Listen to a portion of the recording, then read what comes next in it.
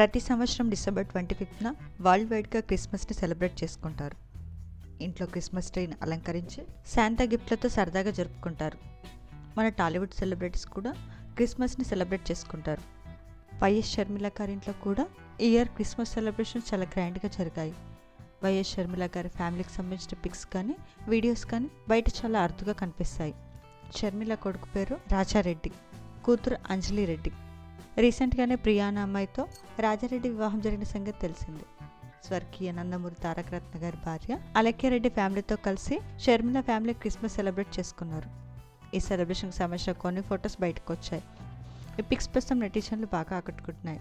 YS Sharmila family Christmas celebration ఫొటోస్ని మనం ఈ వీడియోలో చూసేద్దాం.